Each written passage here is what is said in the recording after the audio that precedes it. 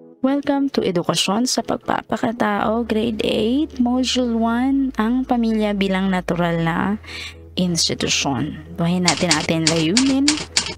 Una, natutukoy ang mga gawain o karanasan sa sariling pamilya na kapupulutan ng aral o may positibong impluwensya sa sarili.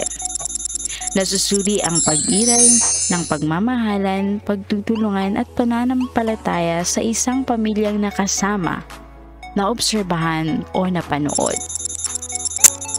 Napatutunayan kung bakit ang pamilya ay natural na institusyon ng pagmamahalan at pagtutulungan na nakatutulong sa pagpapaunlad ng sarili tungo sa makabuluhang pakikipagkapwa.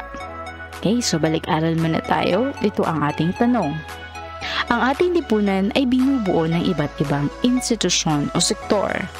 Alin sa mga institusyon sa lipunan ang itinuturing na pinakamaliit at pangunahing unit ng lipunan? A. Paaralan. B. Pamilya. C. Pamahalaan. D. Barangay.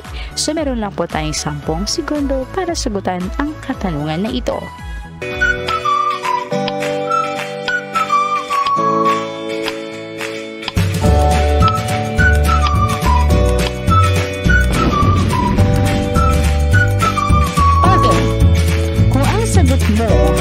Ay pamilya, tama ka. So mayroon kang 5 points. Okay, so take note of that points. You have 5 points kung ang sagot mo ay pamilya. Okay, pamilya. Anong unang pumapasok sa isip mo kung marinig mo ang salitang pamilya? Yeah, 5 seconds. O kaya ano yung nararamdaman mo? Ay nararamdaman mo. 4, 3, 2, and 1. Okay. Maaring masaya ka. Maaring malungkot ka din. Okay? So ano man yung mga kadahilanan ng iyong kasiyahan at kalungkutan, sure naman ako dyan na sa kasiyahan at sa kalungkutan, especially sa kalungkutan dahil sa mga hamon sa buhay, kung ano man yun, ay malalampasan din po natin yan. Darating din ang solusyon, hindi man mamaya, hindi man bukas, kundi sa tamang panahon. Okay, so tuto tayong maghintay at magdasal din sa Diyos. Okay. Ngayon, ano nga ba ang pamilya? Bago natin puntahan kung ano ibig pakahulugan ng pamilya ayon kay Pierangelo, tunghayin muna natin yung doon sa pagpapakasal ng mag-asawa. Doon sa pinaka-arurok ng kanilang kasal. Ito yung babalikan sa tuwing magkakaroon na ng mga hamon sa mag-asawa eh. Ito yung babalikan. So ano kaya ito? Nga guess? Ito yung pinanghahawakan ng bawat isa ng mag-asawa. Ito rin yung panghahawakan ng mga anak. Okay. Yan, tingnan natin. Kung tama ang guess mo, meron kang 5 points.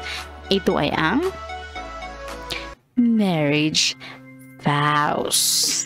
Okay, yung pangako ng mag-asawa sa isa't isa.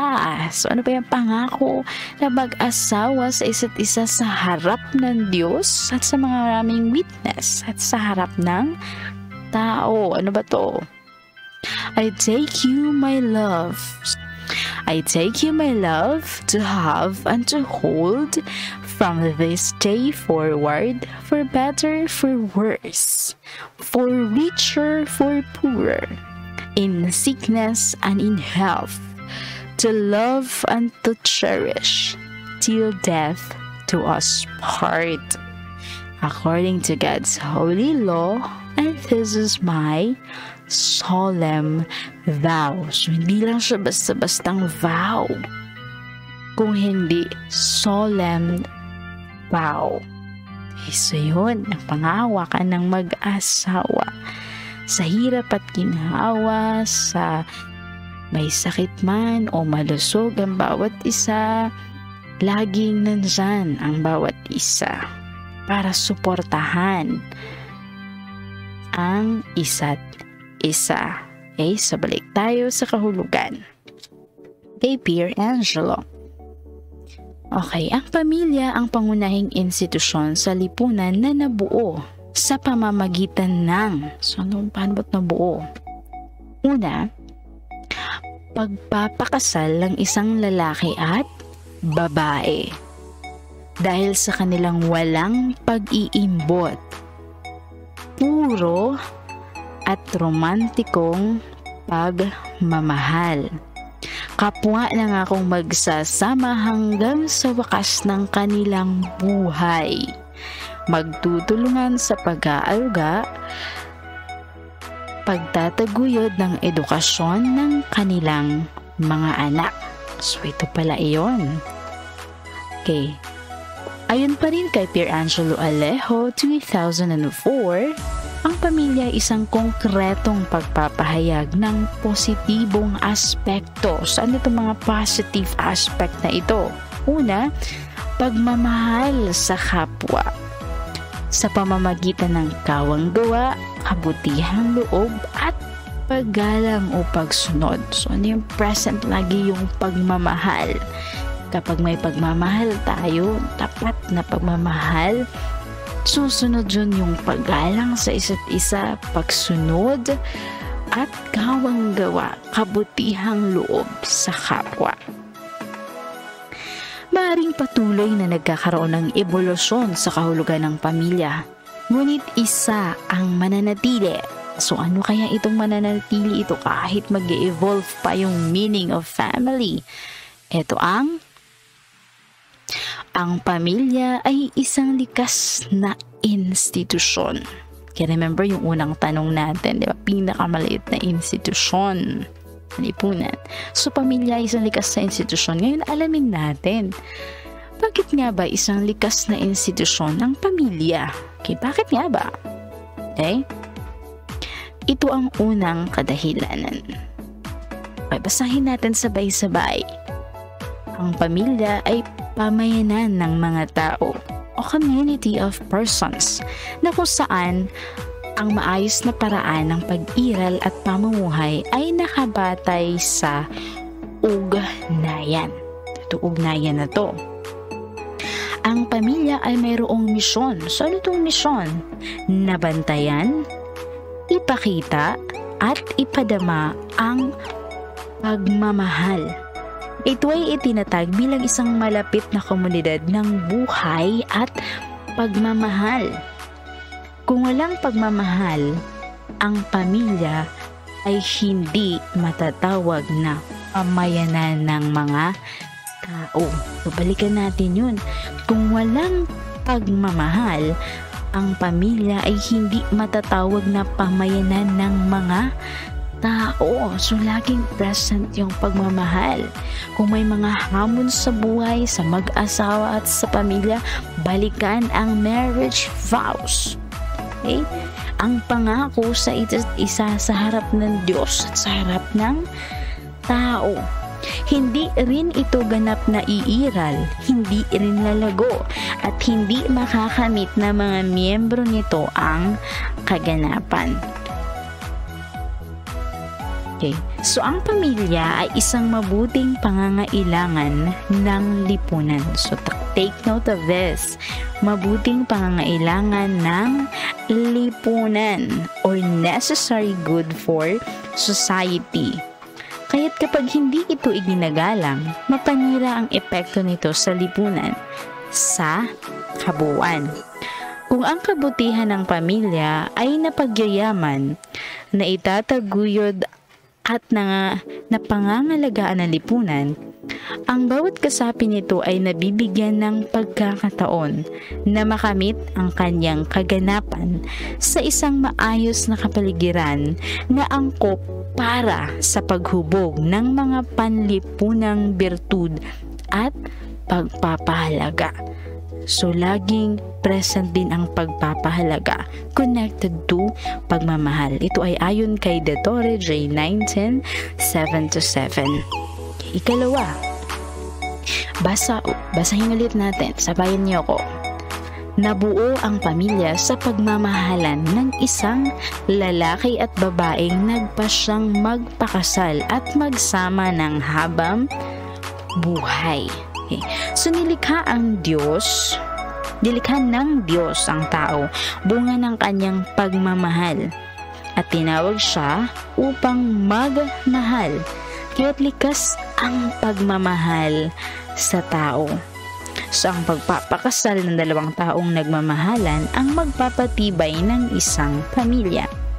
Dito ay pinapakita ang pagsasama ng buhay at pagmamahal, ang pagbibitiw ng mga pangako na nagpapatibay. So yung pangako ay nagpapatibay sa pagbibigay halaga sa tao bilang tao, na hindi isinasaalang-alang ang anumang mayroon ang bawat isa.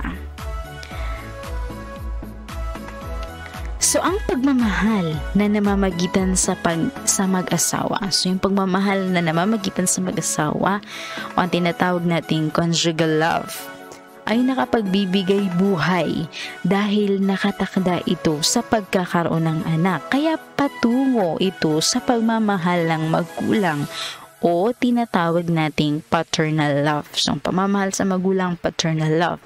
Pagmamahal sa mag-asawa, conjugal love. Okay? So, ang ugnayan ng mga kasapi nito ay pinagtitibay ng pagmamahalan, magkalayo man sila sa isa't isa.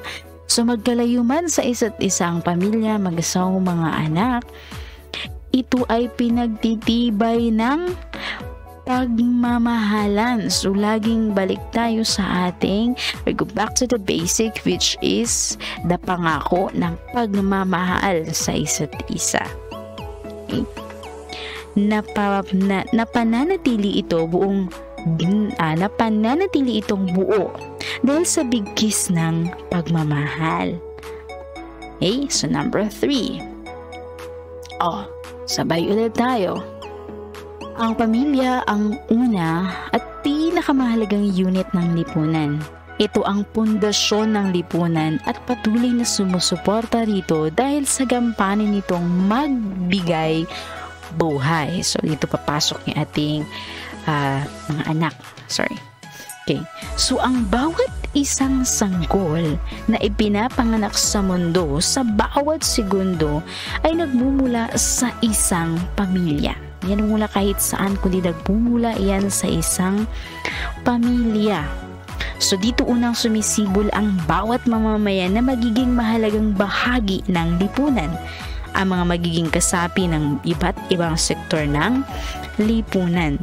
Ito ay dahil layunin ng pamilya. So, ano ba layunin ng pamilya? Layunin ng pamilya ang pag-aanak at edukasyon. So, yan. So, ito yung isa sa pinaka-layun din ng mag-asawa, ng pamilya, ang pag-aanak at edukasyon ng mga anak. Sabi nga, walang lipunan kung walang pamilya. Totoo nga naman. So, sa kukanan, miyembro ng lipunan kung walang pamilya. Okay, so ika-4. Okay, sabay ulit nating basahin. Ang pamilya ang orihinal na paaralan ng pagmamahal. Ito na naman tayo sa pagmamahal. Okay? Pagmamahal.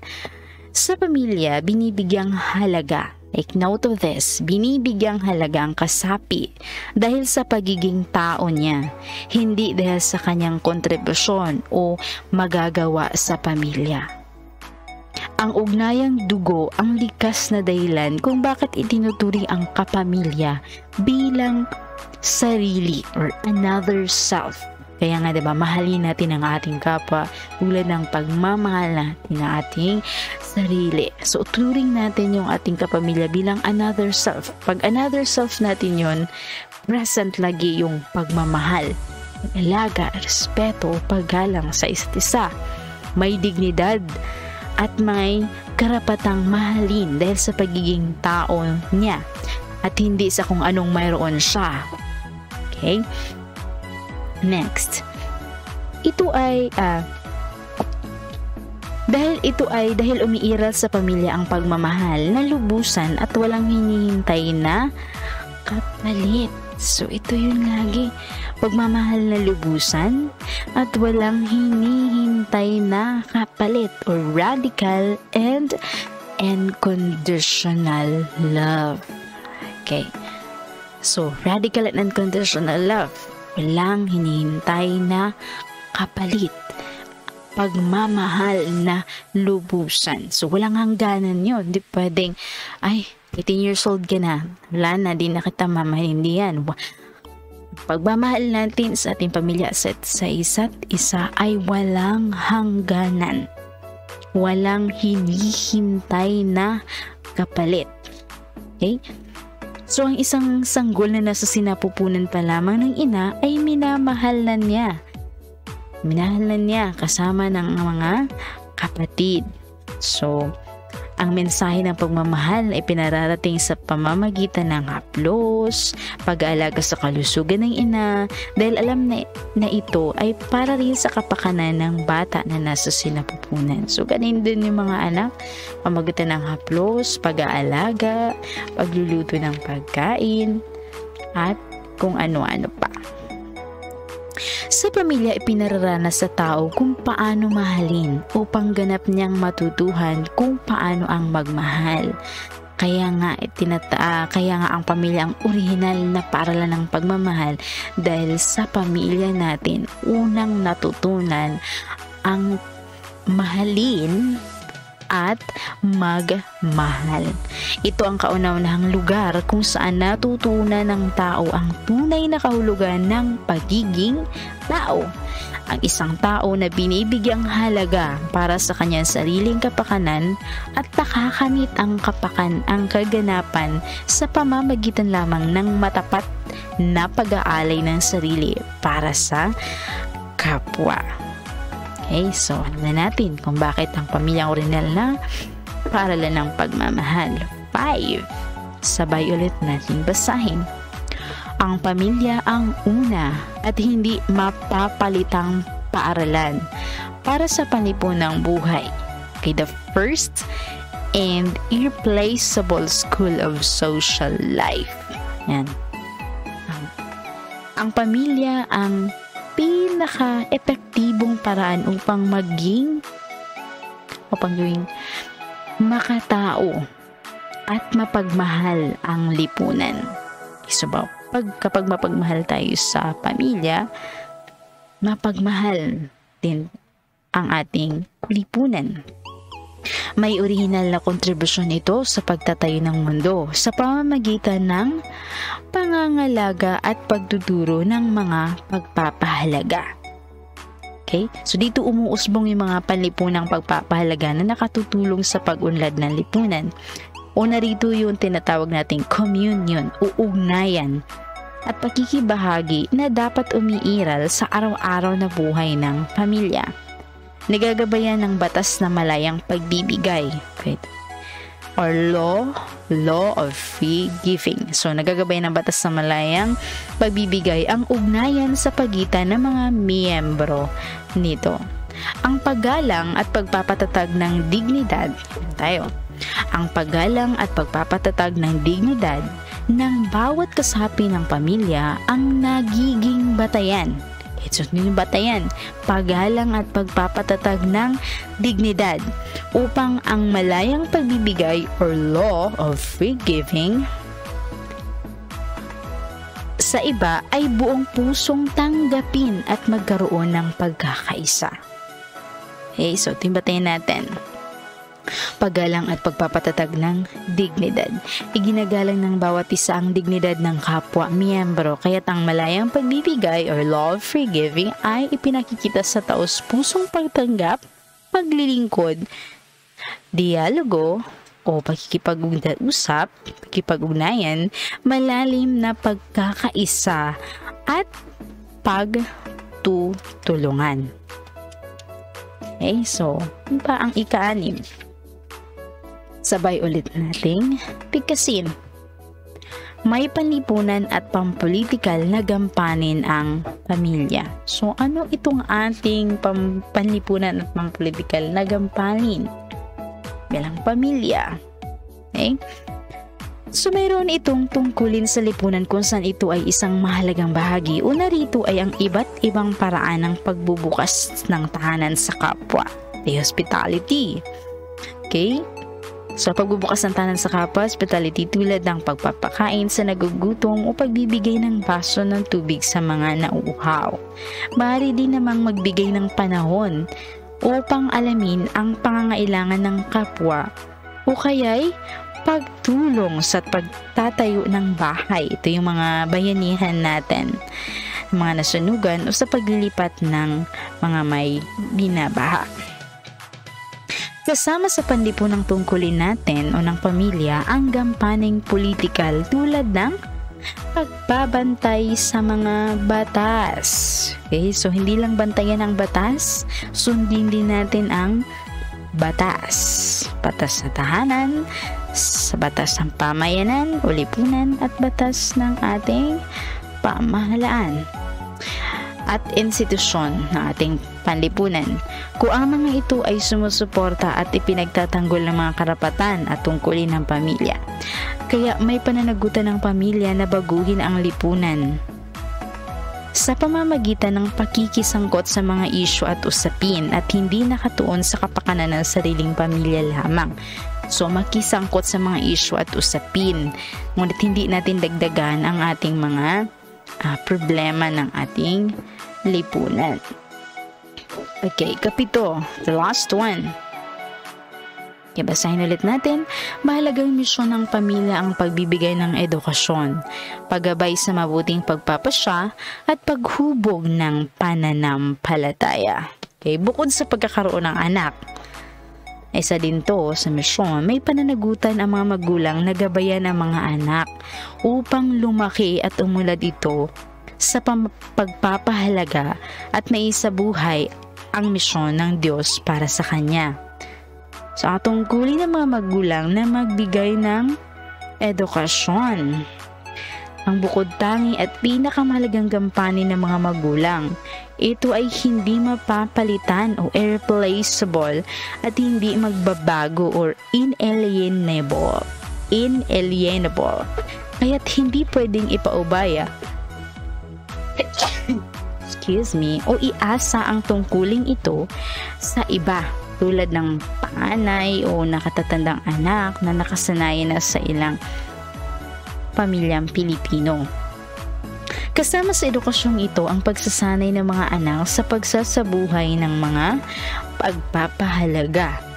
Pagpapahalaga tulad ng simpleng pamumuhay, katarungan sa pamamagitan ng paggalang ng dignidad, paggabay sa mabuting pagpapasya. Edukasyon sa pananampalataya at pagpapaunlad nito. Ang magulang din ay modelo. Okay. So, ang magulang ay modelo ng mga pagpapahalaga na dapat na mamuno at manguna sa panalangin. Kasama ang anak, magbasa at pabasahin ng mga anak ng mga aklat ang mga anak tungkol sa pananampalataya at mamuno sa regular na pagtuturo tungkol sa pananampalataya. Hey, so ito, magulang may modelo. Apakita yung panalangin at magbasa ng mga aklat, mga banal na aklat. Hey, so ano yung ating hamon? Ano yung ating hamon?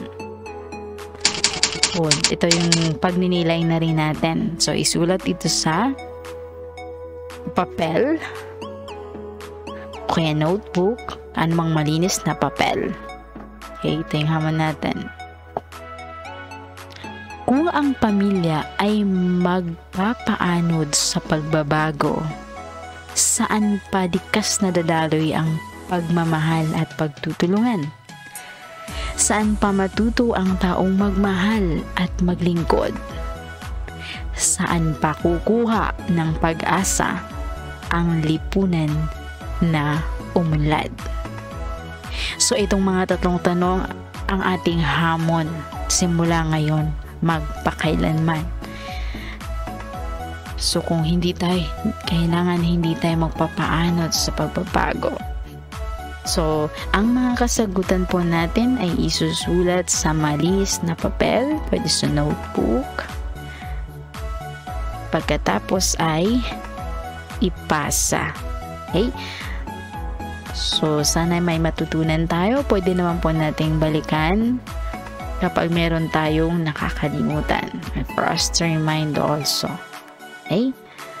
So, maraming salamat.